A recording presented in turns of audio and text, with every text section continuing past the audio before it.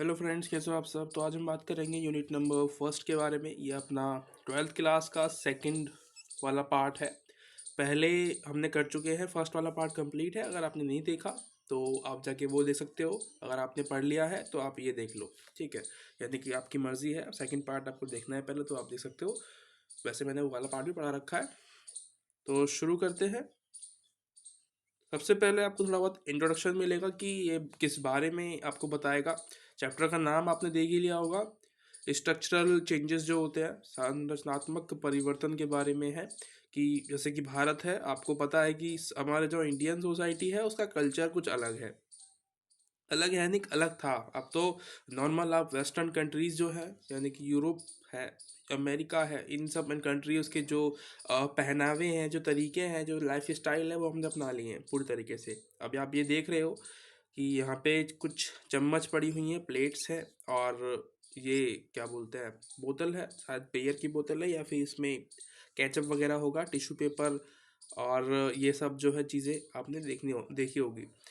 ये क्या है, इससे आपको क्या दिखाई दे रहा है, हमारा जो भारत का समाज है, ठीक है, वहाँ पे आपको ये सब देखने को नहीं मिलता था। पहले हम मिट्टी के बर्तनों में खाना खाते थे, ठीक है, हाथ से जो है हम हैंड का यूज़ करते थे। हमारे पास ये सब जो है स्पून वगैरह, ठीक है। और ये भी बहुत सारी चीज़ें आपको और देखने को मिल रही है, जैसे कि केचप वगैरह है। ये जो लोग हैं वेस्टर्न कंट्रीज से आए हैं, ये लोग फास्ट फूड जो है ज़्यादा पसंद करते हैं, जल्दी बनने वाला। क्योंकि औद्योगिक क्रांति इनके देश में सबसे पहले आई थी, और इनका ऐसा मानना था कि हम खाने में टाइम वेस्ट क्यों करें, जल्दी जल्दी खाना बनाओ और खाओ और काम पे ध्यान दो, टेक्नोलॉजी पे ध्यान दो। तो ये जो है वहाँ से आया है। और ये आपको देखने को मिल रहा है एक सोफा। सोफा है नहीं ये, ठीक है, इसको सोफा कहते हैं शायद। अब की लैंग्वेज में पता नहीं क्या बोलते हैं, मुझे तो सोफा ही पता है, इसको वही बोलते हैं। ये भी जो है इन लोगों ने निकाला है। हमारे यहाँ पे पहले ये सब नहीं था, लकड़ी के जो है कुर्सी वगैरह तो थी हमारे पास, पर ये सब चीज़ें नहीं थी। और ग्रेजुएशन करना, बड़ी बड़ी बिल्डिंग्स बनाना, और बच्चों का जो पहनावे का तरीका है, ये आप देख रहे होंगे कि जो बच्चे हैं ये टाई वगैरह पहन के पूरा मतलब वेल मेंटेन। और जैसे कि ये कॉलेज के स्टूडेंट्स हैं, लॉ वगैरह की होगी इन लोगों ने, तो तरीका जो है, हमारा लाइफ स्टाइल बदल दी इन लोगों ने। जो स्ट्रक्चर था हमारा वो बदल दिया। स्ट्रक्चर मतलब जो हमारा तरीके थे पहले, रहन सहन के तरीके, कि हम कैसे रहते हैं, हमारे घर किस तरीके से बने हुए करते थे पहले। जैसे कि गोबर वगैरह से हमारे घर लिपे थे।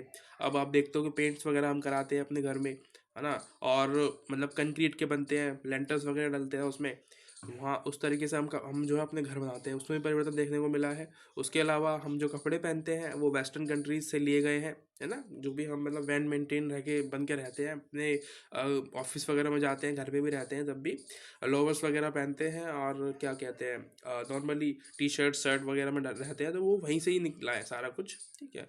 उन लोगों ने ही सबसे पहले ये सब चीज़ें निकाली हैं, तो उनको ही देख के हमारा जो समाज है वो उसमें परिवर्तन आपको देखने को मिलता है। ये उसी के बारे में आपको बताएगा कि भाई औद्योगिकरण जो है वो किस तरीके से हमारे देश में आया, और नगरीकरण उसके वजह से जो हुआ, उसके बारे में यहाँ पे आपको देखने को मिलता है। और फर्स्ट टॉपिक आपको शुरू होता है यहाँ से। उपनिवेशवाद की समझ होनी चाहिए आपको, कि पहले पता है, यहाँ पे बस यही पता होना चाहिए कि उपनिवेशवाद क्या होता है। वर्ड मीनिंग्स पे हम ध्यान देते हैं यहाँ पे।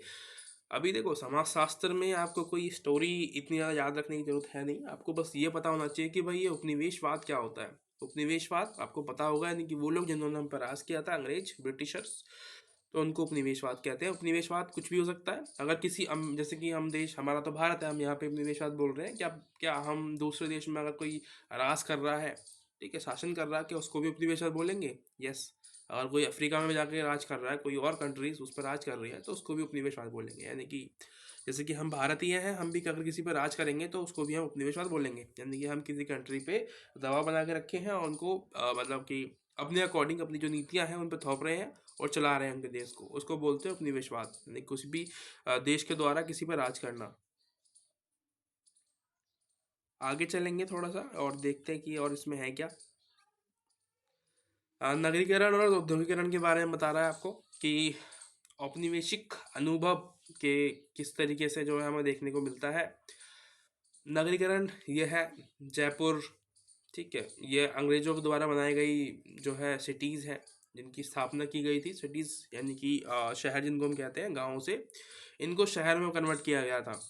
चेन्नई है और मुंबई है, दिल्ली भी आपको देखने को मिलती है बहुत सारी जगहों पे। तो ये क्या है, उस सब चीज़ों के एग्जाम्पल्स है जहाँ पे आपको औद्योगिकरण सबसे पहले देखने को मिला, है ना। यहीं पे ही जो है अंग्रेजों ने औद्योगिकरण की शुरुआत की, और इसीलिए इन्होंने यहाँ पे जो है नगर बसाए, शहर बसाए, जहाँ पे ये खुद लोग रहते थे। ठीक है, उसके बाद आपको देखने को मिलता है चाय की बागानी।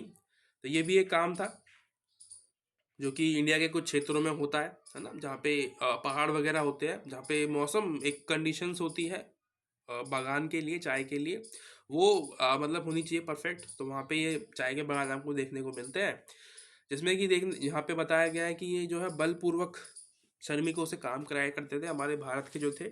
और इसमें मतलब बहुत सारे लोग लगते हैं इसको, जो चाय में जो छोटी छोटी वो बनती है ना, चाय बनती है, उनको चुनने के लिए बहुत ज़्यादा जो है बारीकी से काम करना पड़ता है, और बहुत बड़े होते हैं, जिसमें कि श्रमिक अनगिनत लगाए जाते हैं। ठीक है, बहुत सारे जो है श्रमिक, श्रमिक मतलब एम्प्लॉयज़ जो काम करते हैं, जो आप देखने को मिल रहे हैं मजदूर, इन्हीं को श्रमिक बोलते हैं।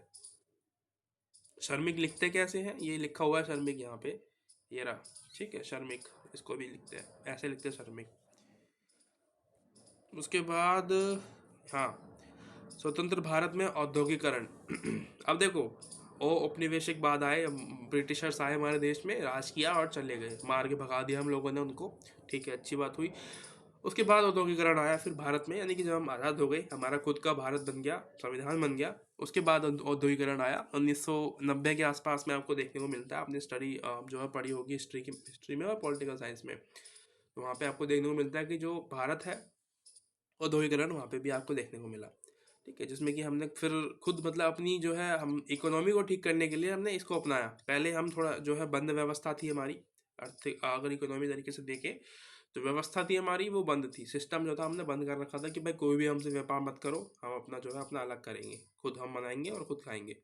फिर बाद में कंडीशंस ऐसी हो गई कि हमारे पास जो है पैसा बहुत कम बचा, जिसकी वजह से हमने जो अपनी अर्थव्यवस्था को प्राइवेट कर दिया, और फिर हमने जो है औद्योगिकरण शुरू किया। बाहर के देशों से भी हमने व्यापार किया, उनको भी बुलाया, और हमारे देश के लोग भी वहाँ पे व्यापार करने के लिए गए।